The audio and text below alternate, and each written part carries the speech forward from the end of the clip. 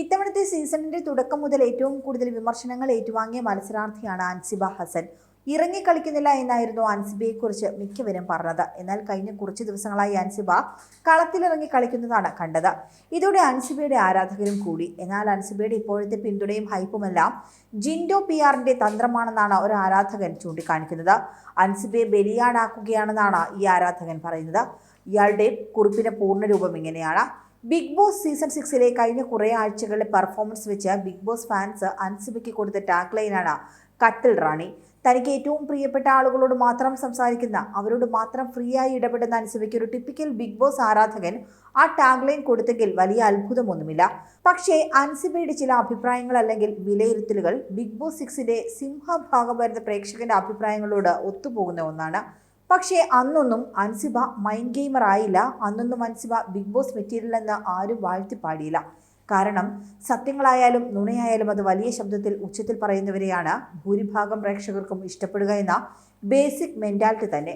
പക്ഷേ ഇതുവരെ കട്ടിൽ റാണി എന്ന പദവി കൊടുത്തവർക്ക് കഴിഞ്ഞ ആഴ്ച മുതൽ അൻസിബ മികച്ച ഗെയിമറും മൈൻഡ് ഗെയിമറും ഒക്കെ ആകുന്നു. അൻസിബ ബൂസ്റ്റിംഗ് പോസ്റ്റുകൾ ഗ്രൂപ്പിൽ നിറയുന്നു.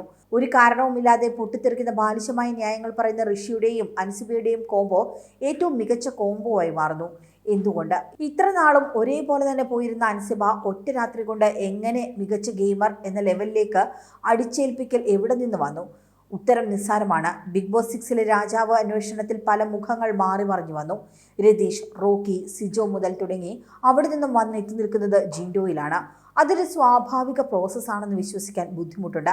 കാരണം ആളുകളെ മാനിപ്പുലേറ്റ് ചെയ്യാൻ കഴിയുന്ന മുൻ സീസണുകളിൽ അത്തരം പ്രവർത്തി ചെയ്തിട്ടുള്ള പല യൂട്യൂബ് റോക്കറ്റുകളുടെ ടാഗ് ലൈൻ അതൊക്കെ സാധൂകരിക്കുന്നുണ്ട്. ജിൻഡോ എന്ന രാജാവിന് എതിരാളി എന്ന് പറയാൻ അവിടെ രണ്ട് പേരെ ഉണ്ടായിരുന്നുള്ളൂ: ജാസ്മിനും ഗബ്രിയും.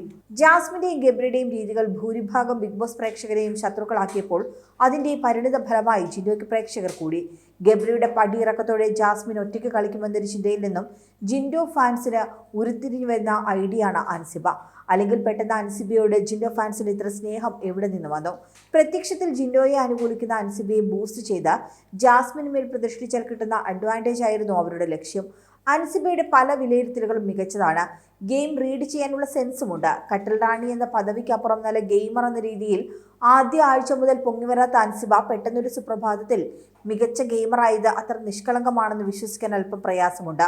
അഖിൽ മാരാർ ആരോപിച്ച പല ആരോപണങ്ങൾക്കും പ്രൂഫ് ഒന്നും തന്നെയില്ല. പക്ഷേ അതൊക്കെയും ജാസ്മിൻ ഒരു കപ്പ് പദ്ധതി എന്ന ആരോപണം കൊണ്ട് ബൂസ്റ്റ് ചെയ്യപ്പെട്ടു. ജിൻഡോ ഫാൻസിലെ പലരും അഖിൽ മാരാറിനെ പിന്തുണച്ചു.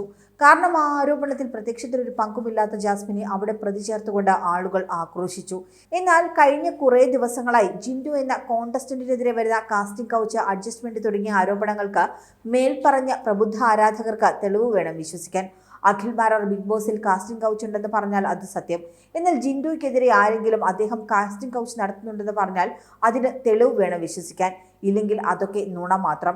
എന്ത് ഡബിൾ സ്റ്റാൻഡേർഡ് ആണത്? അൻസിബ ഒരു നല്ല ബിഗ് ബോസ് ഗെയിമർ തന്നെയാണ്. പേഴ്സണൽ ഗ്രഡ്ജ് വളരെ കൂടുതലുണ്ട് എന്നൊരു നെഗറ്റീവുമുണ്ട്.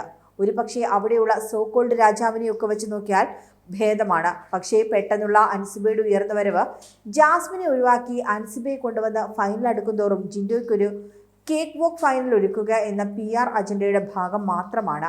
വരും ആഴ്ചകളിൽ നിന്ന് അൻസിബയെ വാഴ്ത്തിപ്പൊക്കിയ ജിൻഡോ ഫാൻസ് ഫൈനൽ അടുക്കുന്തോറും അൻസിബയെ ബലിയാടാക്കുന്ന പോസ്റ്റുകൾ കണ്ടാൽ അത്ഭുതപ്പെടേണ്ട എന്ന് പറഞ്ഞാണ് ഈ ആരാധകന്റെ പോസ്റ്റ് അവസാനിക്കുന്നത്. കൂടുതൽ വാർത്തകൾക്കായി B4 Blaze ഫോളോ ചെയ്യൂ, സബ്സ്ക്രൈബ് ചെയ്യൂ.